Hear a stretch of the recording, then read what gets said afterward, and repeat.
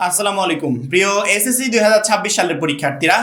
একটা বোর্ড পরীক্ষায় সিট প্ল্যানিংটা অনেক গুরুত্বপূর্ণ। সিট প্ল্যানিং কিভাবে হয়, সিট প্ল্যানিং করে কিভাবে? আমার প্রতিষ্ঠানে আমরা যারা সবাই একই সাথে পরীক্ষা দিব, তারা কি সবাই একই সাথে বসতে পারবো, এক রুমে বসতে পারবো? আবার আমরা শুনেছি বোর্ড পরীক্ষায় সাধারণত বিভিন্ন প্রতিষ্ঠানের শিক্ষার্থীরা একটা কেন্দ্রে পরীক্ষা দেয়।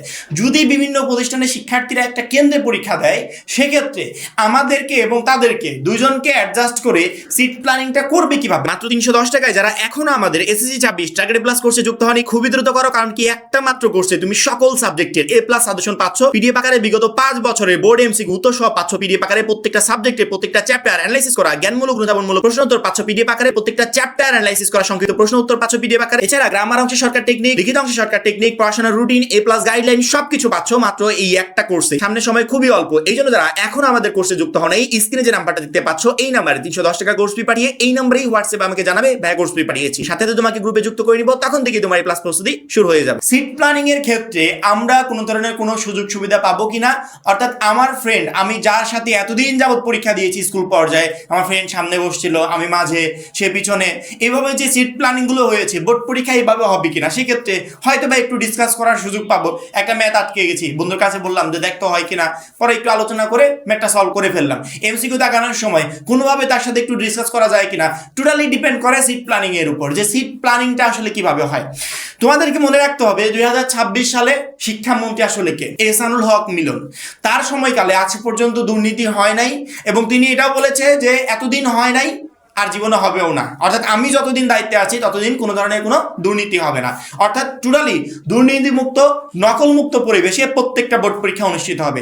সেক্ষেত্রে সিট প্ল্যানিং সাধারণত দুই সিস্টেমে হয়ে থাকে, এক হচ্ছে এন সিস্টেমে, আর এক হচ্ছে জেড সিস্টেমে। আমাদের করোনাকালীন সময় সিট প্ল্যানিং ছিল একরকম, কিন্তু এখন বর্তমান পরিস্থিতিতে সিট প্ল্যানিং অন্যরকম।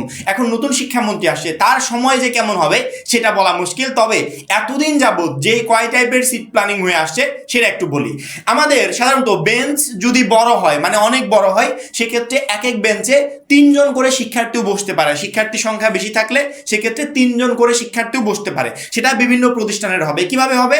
মনে করো বেঞ্চের এই মাথায় হচ্ছে তোমার প্রতিষ্ঠান, অর্থাৎ তুমি মনে করো, পরবর্তীতে মাঝখানে অন্য প্রতিষ্ঠানের একজন শিক্ষার্থী, তার পরবর্তীতেও হয় অন্য প্রতিষ্ঠানের একজন শিক্ষার্থী, অথবা তোমার স্কুলেরই অন্য একটা গ্রুপের শিক্ষার্থী। এইভাবে সিট প্ল্যানিংটা করবে।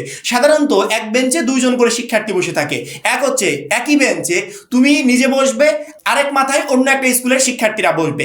আবার তোমার পিছনে যে তোমার ফ্রেন্ড বসবে এইটা কিন্তু হবে না, তোমার পিছনে অর্থাৎ আবার ওই প্রতিষ্ঠানের একটা শিক্ষার্থী বসবে। আমি যদি সহজভাবে বুঝাই, সেটা হচ্ছে তোমার বেঞ্চে তুমি একজন, অন্য প্রতিষ্ঠানের শিক্ষার্থী একজন, এই 2 জন বসবে। পরবর্তীতে পিছনের বেঞ্চে তোমার স্কুলের একজন, অন্য প্রতিষ্ঠানের একজন শিক্ষার্থী বসবে, কিন্তু এখানে আবার একটু রোটেট হবে। রোটেট কি? তোমার পিছনে তোমার স্কুলের স্টুডেন্ট বসবে না, তোমার পিছনে বসবে অন্য স্কুলের স্টুডেন্ট। আবার তোমার পাশে তোমার স্কুলের স্টুডেন্ট বসবে না, তোমার পাশেও বসবে অন্য স্কুলের স্টুডেন্ট। অর্থাৎ তোমার পিছনে এবং তোমার পাশে দুইটা জায়গায় তুমি তোমার ফ্রেন্ডদের বা সহপাঠীদের পাচ্ছ না। এই দুইটা জায়গা অন্য স্কুলের শিক্ষার্থীরা বসবে। তোমার পিছনে তোমার সহপাঠী বসবে, কিন্তু এইটা তোমার পিছনে হবে না, এইটা হবে তোমার অপোজিট সাইডে। তোমার পাশে অর্থাৎ তোমার বেঞ্চে অন্য স্কুলে যে স্টুডেন্টরা বসেছে তার পিছনে বসবে তোমার স্কুলের যে কোনো একজন ফ্রেন্ড। অর্থাৎ যদি কঠিন সিস্টেমে সিট প্ল্যানিংটা হয় সেক্ষেত্রে এইভাবে হবে, আর যদি সহজ সিস্টেমে হয় তাহলে সিরিয়াল মেনটেন করে হবে। তুমি বসেছো, তোমার পিছনে তোমার ফ্রেন্ড বসেছে, তার পিছনে তোমার ফ্রেন্ড বসেছে, এইভাবে তোমার একই স্কুলের শিক্ষার্থীরা পর্যায়ক্রমে বসবে। কিন্তু যখন আমরা এমসিকিউ প্রশ্ন হাতে পাবো, তখন কয়েক সেট হওয়ার কারণে আমরা এক একজন এক এক টাইপের প্রশ্ন পাবো, অর্থাৎ এলোমেলো করে। যেমন তুমি ক পেলে, তোমার পিছনে খ পাবে, পরের জন গ পাবে, এইভাবে এলোমেলো করে প্রশ্ন দেওয়া থাকবে। তোমার পিছনে তোমার ফ্রেন্ড বসেও লাভ হবে না, কারণ কি তুমি তার সাথে ডিসকাস করতে পারবে না। তোমার 1 নম্বরে যেটা থাকবে তার 1 নম্বরে থাকবে না। দেখা গেল তোমার 1 নম্বরে একটা প্রশ্ন, ওইটা তার 25 নম্বরে চলে গেছে। এখন সে তো আর সময় নষ্ট করে তোমার কোশ্চেনটা খুঁজবে না, সেক্ষেত্রে পিছনে বসেও কোনো লাভ নেই। তবে 2026 সালে বেশি সম্ভাবনা আছে সব থেকে কঠিন যে সিস্টেমে সিট প্ল্যানিংটা হবে সেটা করার।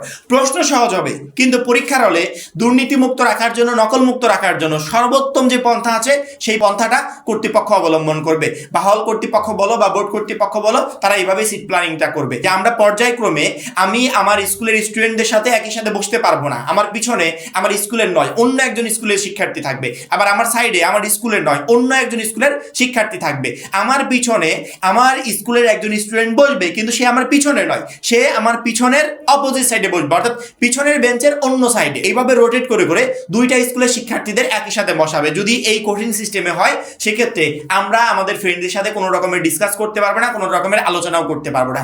আর যদি এই সিস্টেম বাদ রেখে পর্যায়ক্রমে একজনের পর একজন আরেকজনের পর একজন একই স্কুলের শিক্ষার্থীদের বসাই, সেক্ষেত্রে কিছুটা হলেও সুযোগ থাকবে তার সাথে কথা বলার বা কোনোভাবে আলোচনা করার। কিন্তু এইবার যেরকম শুনছি সেক্ষেত্রে এইগুলো আমাদের জন্য টাফ হয়ে যাবে। এই জন্য সিট প্ল্যানিংটা আমাদের পরীক্ষার হলে বড় রকমের একটা ভূমিকা পালন করে। যদি সিট প্ল্যানিং এলোমেলো হয়ে যায় মনের ভিতরে একটা আতঙ্ক তৈরি হয়ে যায়। এই জন্য বারবার করে প্রত্যেকটা শিক্ষার্থীকে বলি যে এখন থেকে এতটা পরিশ্রম করো, এতটা হার্ডওয়ার্ক করো যেন তোমাকে এক চুল পরিমাণে একটা সেন্টেন্সও অন্য কারো কাছ থেকে হেল্প না নিতে হয়। তুমি সম্পূর্ণ নিজের যোগ্যতায় পরীক্ষার হলে যাবে এবং সেই যোগ্যতায় ভালো একটা পরীক্ষা দিয়ে বাসায় আসতে পারবে, অর্থাৎ তোমার কারো হেল্পেরও প্রয়োজন হবে না ইনশাল্লাহ। যেহেতু পরীক্ষা একবারে লাস্ট মোমেন্টে আমরা দাঁড়িয়ে আছি, হাতে সময় বেশি নেই বললেই চলে। এই জন্য যারা এখনো আমাদের এসএসসি 26 টার্গেট প্লাস কোর্সে যুক্ত হও নাই, খুবই দ্রুত যুক্ত হয়ে যাবে, কারণ কি ওই একটা মাত্র কোর্সই তোমাকে লাস্ট মোমেন্টে প্রত্যেকটা সাবজেক্টে A+ কনফার্ম করতে প্রচন্ড পরিমাণে হেল্প করবে। সবাই ভালো থাকবে, সুস্থ থাকবে, আল্লাহ হাফেজ।